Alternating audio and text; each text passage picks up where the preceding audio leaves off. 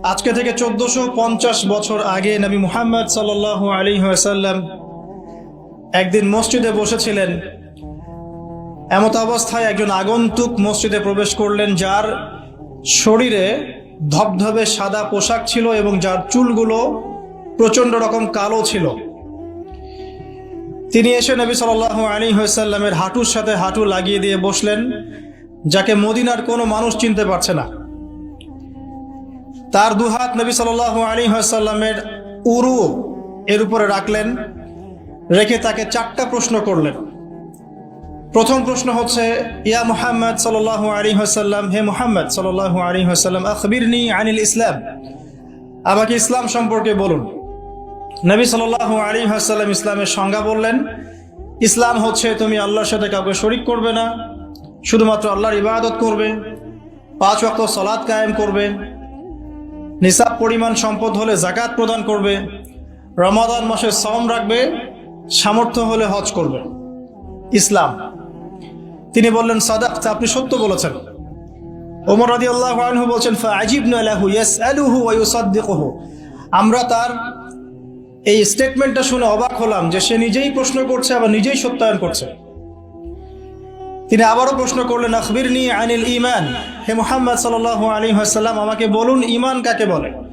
নবী সাল্লাল্লাহু আলাইহি ওয়াসাল্লাম বললেন, ঈমান হচ্ছে আল্লাহর প্রতি বিশ্বাস, তার সমস্ত ফেরেশতাদের প্রতি বিশ্বাস, সমস্ত নবী রাসূলগণের প্রতি বিশ্বাস, আসমানি কিতাব সমূহের প্রতি বিশ্বাস, পরকালের জীবনের প্রতি বিশ্বাস এবং তাকদীর বা ভাগ্যের ভালো মন্দের প্রতি বিশ্বাস।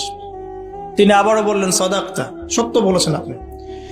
তিনি আবারও প্রশ্ন করলেন, ইয়া মুহাম্মদ সাল্লাল্লাহু আলাইহি ওয়াসাল্লাম, আখবিরনি আনিল ইহসান, আমাকে বলুন ইহসান কাকে বলে। নবী সাল্লাল্লাহু আলাইহি ওয়াসাল্লাম বলছেন, আল ইহসান, ইহসান হচ্ছে আন তা'বুদাল্লাহা কাআন্নাকা তারাহ, ইহসান হচ্ছে তুমি এমন ভাবে আল্লাহর ইবাদত করবে যেন তুমি আল্লাহকে দেখতে পাচ্ছো। ওয়া ইল্লাম তাকুন তারাহু ফাইন্নাহু ইয়ারাক, যদি তুমি তাকে দেখতে না পারো জেনে রাখবে আল্লাহ তোমাকে দেখছেন। ইহসান মানে একনিষ্ঠতা, আল্লাহ কনসিয়াসনেস, যেটার সাথে তাকওয়া জড়িত আছে। আর তাকওয়াই হচ্ছে আল্লাহর কাছে সম্মানের একমাত্র মানদণ্ড। ইন্না আকরামাকুম ইনদাল্লাহি আতকাকুম। চতুর্থবার সেই ব্যক্তি আগন্তুক, উজ্জ্বল সাদা জামা, কালো চুল, কুচকুচে কালো চুল।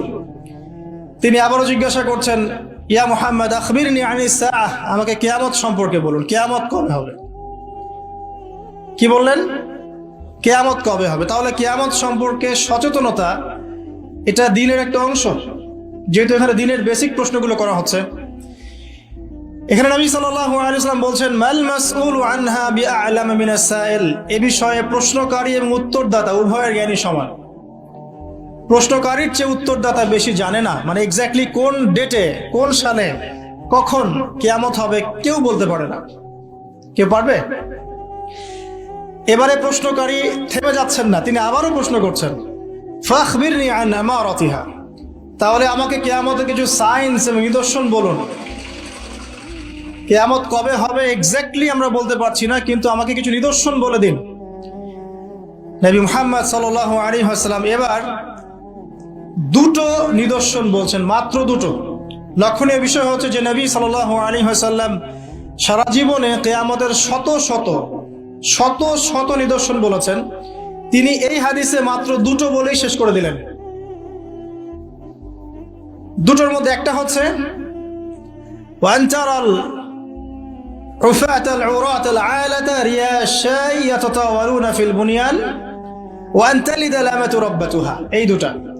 এক, যখন তুমি দেখবে দাসী তার মনিবকে প্রসব করছে, দাসী তার মনিবকে জন্ম দিচ্ছে, কিয়ামতের জন্য অপেক্ষা করতে থাকো। এবং 2, যখন দেখবে রাখাল শ্রেণীর নগ্ন পায়ের, নগ্ন দেহের মানুষেরা উঁচু উঁচু অট্টালিকা নির্মাণের প্রতিযোগিতা করছে, ফান্তাজিরিস সাআহ, তখন কিয়ামতের অপেক্ষা করতে থাকো।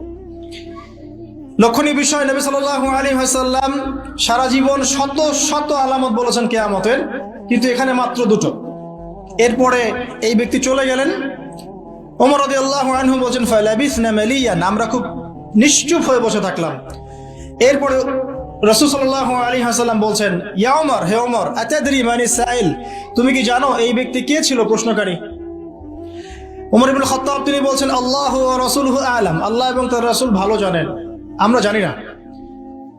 এবারে নবী সাল্লাল্লাহু আলাইহি ওয়াসাল্লাম অ্যানসার করছেন, ইন্নাহু জিবরিল, এই ব্যক্তি ছিল জিবরাইল আলাইহিস সালাম। আতাকুম ইউআল্লিমুকুম দীনাকুম, তিনি এসেছিলেন তোমাদেরকে তোমাদের দিন শেখাতে। আতাকুম ইউআল্লিমুকুম দীনাকুম, তিনি এসেছিলেন তোমাদেরকে তোমাদের দিন শেখাতে, তিনি নিজে শিখতে আসেন নাই, তোমাদেরকে তোমাদের দিন শেখাতে তিনি এসেছেন। তাহলে দিনের বেসিক 4টা প্রশ্ন আমরা পেলাম। আর বলে রাখি, এই হাদিসটা সহিহ মুসলিমে আছে, মিশকাতে আছে, এবং এই হাদিসটা নবী সাল্লাল্লাহু আলাইহি ওয়াসাল্লামের জীবনের শেষের দিকে হাদিস, প্রথম দিকের নয়, জীবনের শেষের দিকের। শেষের দিকে নবী সাল্লাল্লাহু আলাইহি ওয়াসাল্লাম এখানে দিনের বেসিক 4টা প্রশ্নের উত্তর দিয়েছেন। ইসলাম কাকে বলে আমরা জানলাম, ইসলামের 5 পিলার, কালিমা, সালাত, সাওম, যাকাত, হজ। ঈমানের 6 পিলার, আপনারা জানেন এটা। আল্লাহ বিশ্বাস, ফেরেশতা, নবী রাসূল, আসমানি কিতাব, তাকদীর এবং পরকাল। এই 6টাকে মুখে স্বীকৃতি দিতে হয়, অন্তরে বিশ্বাস করতে হয়, কাজে বাস্তবায়ন করতে হয়। যারা মুরজিয়া তারা মনে করে, মুরজিয়া মানে শৈথিল্যবাদী, তারা মনে করে যে খালি মুখের স্বীকৃতি দিলেই যথেষ্ট, কাজের প্রয়োজন নাই, লা ইলাহা ইল্লাল্লাহ বলেছি এনাফ, আর কিছু লাগবে না। ওদের আকীদা হচ্ছে আমল করলেও হয়, না করলেও হয়, আর ঈমান বাড়েও না কমেও না। তাদের মতে একজন সাধারণ ব্যক্তির ঈমান আবু বকর সিদ্দিক রাদিয়াল্লাহু আনহুর ঈমান সেম, নাউযুবিল্লাহ। অপোজিশনে একটা দল আছে খাওয়ারেজ, যারা মনে করে যে কেউ কবিরা গুনাহ করলেই কাফের, কবিরা গুনাহ করলেই সে হত্যার যোগ্য, কাফের হয়ে যায়। এটাও একটা বাতিল আকীদা। মূল বিষয়টা হচ্ছে যে ঈমানের জন্য স্বীকৃতি এবং এই যে মনের বিশ্বাস, এটা হচ্ছে মূল শেকড়, আর আমল হচ্ছে ফুরু, মানে শাখা প্রশাখা। আমল ভালো হলে আপনার ঈমান বাড়তে থাকবে, পাপের কাজ করতে থাকলে ঈমান কমে যাবে। তারপরে বেসিক একটা প্রশ্ন, ইহসান কাকে বলে? নবীজি উত্তর দিলেন, এমন ভাবে আল্লাহর ইবাদত করবে যেন আল্লাহকে তুমি দেখছো। এই চেতনা নিয়ে যারা ইবাদত করতে পারে তারা ইহসানের মধ্যে আছে। এর সাথে কিন্তু তাসাউফ শব্দটা জড়িত আছে, আল্লাহকে, আল্লাহর মারিফতকে বুঝতে পারা। আর এখন কিন্তু তাসাউফ একটা ফরগটেন প্যাথ, এই রাস্তায় কেউ চলতে চায় না এখন, বরং তাসাউফের নামে অনেক কিছু বিকৃতি হয়েছে দিনের মধ্যে। এদিকে অনেকে নিজেদের দর্শন হারিয়ে ফেলেছে, কিন্তু তাসাউফের একটা পরিশুদ্ধ রূপ কিন্তু আছে। এমন ভাবে আল্লাহর ইবাদত করো যেন তুমি আল্লাহকে দেখছো, আল্লাহকে ফিল করা, মারিফত অর্জন করা। আর চতুর্থ প্রশ্ন করেছেন, কিয়ামত কবে হবে? জীবনের শেষের দিকে নবী সাল্লাল্লাহু আলাইহি ওয়াসাল্লাম ইসলাম শেখাচ্ছেন, তার মধ্যে কিয়ামত কবে হবে প্রশ্নটাকে তিনি রেখেছেন অত্যন্ত গুরুত্বের সাথে।